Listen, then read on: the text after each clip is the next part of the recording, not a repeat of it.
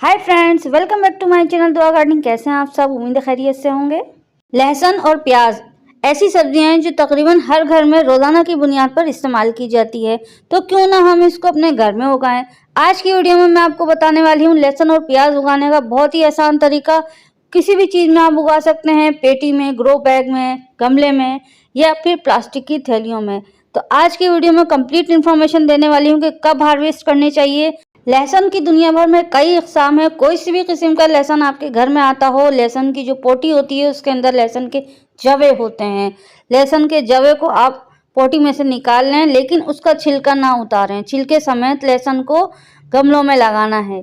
यहाँ पर मैं 2 किस्म के लहसुन इस्तेमाल कर रही हूँ। वैसे तो 3 किस्म के लहसुन है। एक बहुत ही बारीक लहसुन है, देसी लहसुन, एक फार्मी लहसुन है और एक ये जंबो साइज का लहसुन है।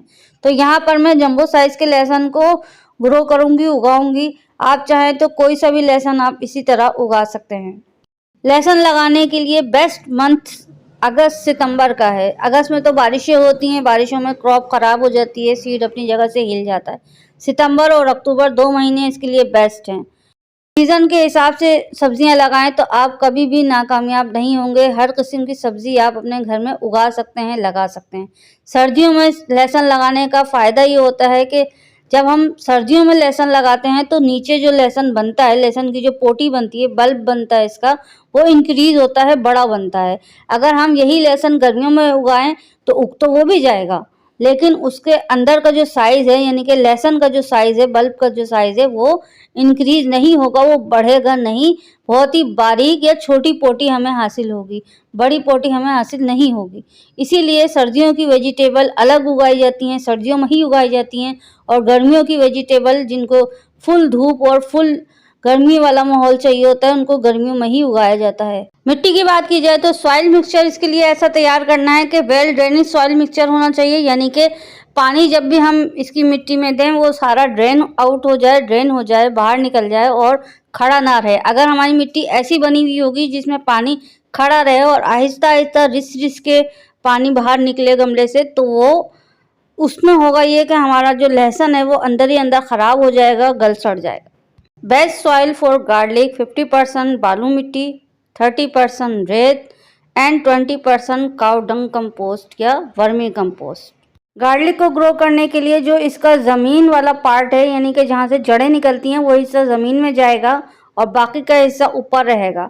गार्लिक को सीधा खड़ा होकर आपने इसको ग्रो करना है, लिटा कर नहीं ग्रो करना। पेस्ट कंट्रोल की बात की जाए तो लहसुन के पौधे को हम किस तरह बचा सकते हैं कीड़े मकोड़ों से, इसके ऊपर कौन कौन से कीड़े अटैक करते हैं।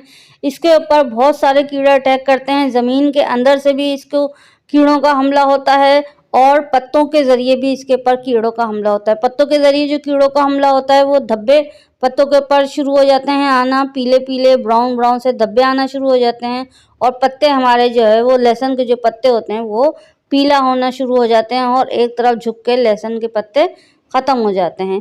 ज़मीनी बीमारियां जो लहसुन के पौधे को होती हैं, जब हम लहसुन उगाते हैं तो हमने ज़मीन को, यानी कि इसकी मिट्टी को भुरभुरा बनाने के साथ साथ एंटी फंगल बनाना है, यानी कि कीड़ा मकोड़ों से महफूज बनाना है।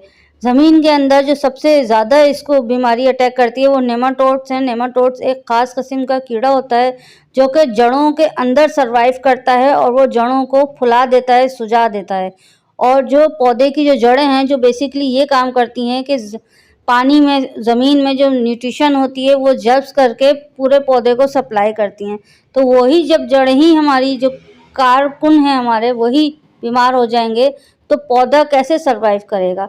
इस वजह से अच्छी फंगिसाइड मिट्टी में ज़रूर शामिल करें। लहसुन उगाने के लिए जो भी मिट्टी बनाएंगे उसमें अच्छी खाद, मिट्टी और फंगिसाइड यानी कि कीड़े मार जो दवा होती है, जो ज़मीनी दवा होती है, मिट्टी की जो दवा होती है, वो आप इतने शामिल ज़रूर करें। फास्ट ग्रोइंग लहसुन और प्याज ग्रो करने का तरीका सबसे फास्ट ये है कि जब भी हम अपनी लहसुन और प्याज में हरा हरा कोई पार्ट देखें, यानी कि जो हरी हरी पत्ते इसमें निकलना शुरू हो जाते हैं, इस तरह के लहसुन और इस तरह के प्याज को जब भी हम ज़मीन में बोते हैं तो बहुत ही जल्दी इसके हरे पत्ते बड़े होना शुरू हो जाते हैं, यानी कि लहसुन और प्याज ग्रो होना शुरू हो जाते हैं। इसमें एक बात ये है कि जब हम इस तरह प्याज ग्रो करते हैं तो प्याज के अंदर से प्याज तो शायद ही नहीं बनती है। सिर्फ हरे पत्ते के लिए हम इस तरह की प्याज लगाते हैं। अगर हमें ज़मीन के अंदर प्याज हासिल करनी है तो प्याज के बीज आते हैं मार्केट में।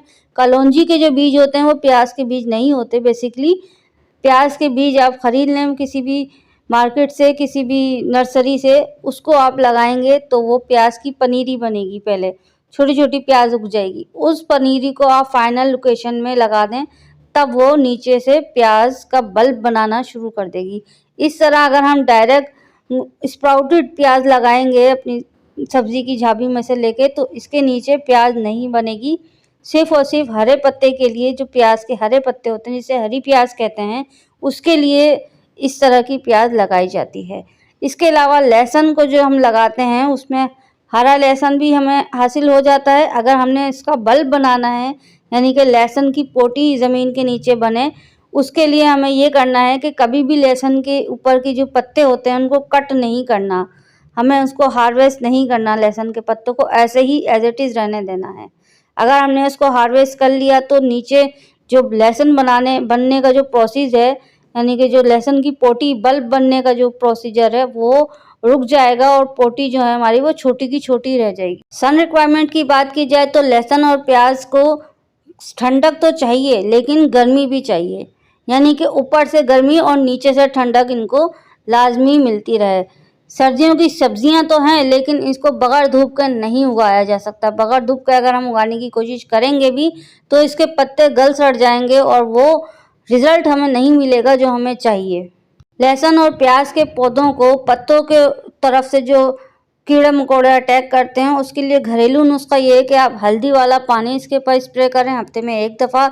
इसके अलावा लकड़ियों की जो राख होती है या कोयले की जो राख होती है, आप उसको भी पानी में घोलकर वो भी स्प्रे कर सकते हैं। दोनों बहुत ही बेस्ट और अच्छा सलूशन है।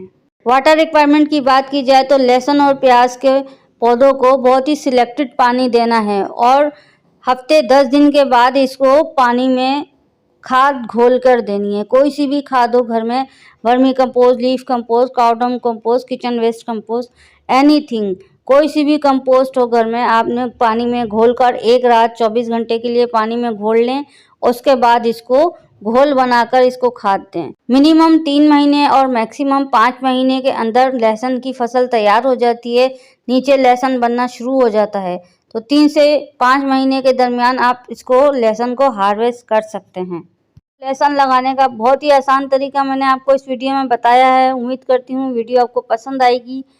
आज की वीडियो में इतना ही। मिलते हैं किसी और अच्छी वीडियो के साथ। तब तक के लिए अपना, अपने घर वालों का और अपने पौधों का बहुत ज़्यादा ख्याल रखें। Thanks for watching. Take care.